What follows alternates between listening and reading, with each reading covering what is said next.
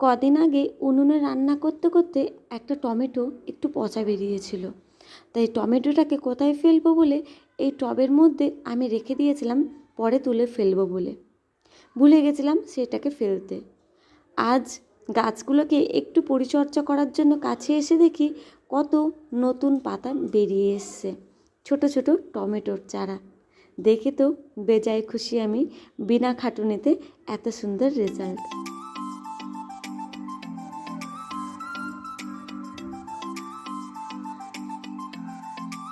15 দিন পর পর আমি গাছে একটা মিশ্রণ দিয়ে থাকি।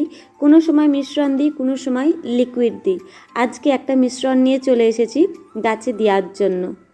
আর এই মিশ্রণটা দেওয়ার ফলে তোমার গাছে ফ্লাওয়ারিং অনেক বেশি হবে, দেখতে অনেক সুন্দর লাগবে, আর একটা গাছেই অসংখ্য পরিমাণে ফুল ধরে যাবে।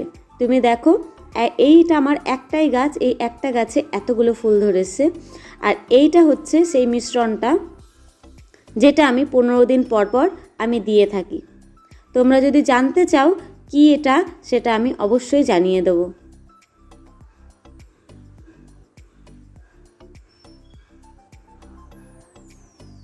ভালো করে মিক্স করে প্রতিটা গাছের গোড়া তোমার ক্লিন থাকতে হবে, আগাছা জন্মালে হবে না। আগাছা যদি, গাছেরই ক্ষতি হবে। সব আগাছাগুলো পরিষ্কার করে গাছের গোড়ার থেকে একটুখানি তফাতে পুরোপুরি খুঁড়ে নিয়ে মাটিটাকে আলগা করে তারপরে এই মিশ্রণটাকে দিতে হবে। আর বিশেষ করে গোলাপ গাছ কিন্তু বেশি উর্বর মাটি পছন্দ করে, মানে বেশি টাইট মাটি পছন্দ করে না গোলাপ গাছ। মাঝে মধ্যেই গাছের গোড়াটা আলগা করে দেবে, এতে গোলাপ গাছ বৃদ্ধি পেতে সাহায্য হবে। প্রতিটা গাছের গোড়া এইভাবে আমি খুঁড়ে নেব, খুঁড়ে নিয়ে এক মুঠো করে এই মিশ্রণটা আমি দিয়ে দেব। দেওয়ার পর পুরো ভালোভাবে জল দিয়ে এটাকে রেখে দেব।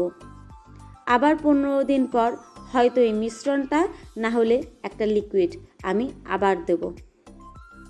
এই একটা গাছ, এই গাছের থেকে এই চারাটা আপনার পাশ দিয়ে বেরিয়ে এসছে, তাই ভাবলাম এটাকে আলাদা করে পাতা ভালো করে ছেটে এটাকে লাগিয়ে দিলাম এখানেও।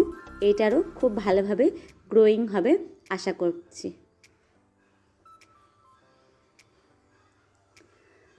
আমার এইটুকুনি গাঁদা গাছে অসংখ্য পরিমাণে কুড়ি।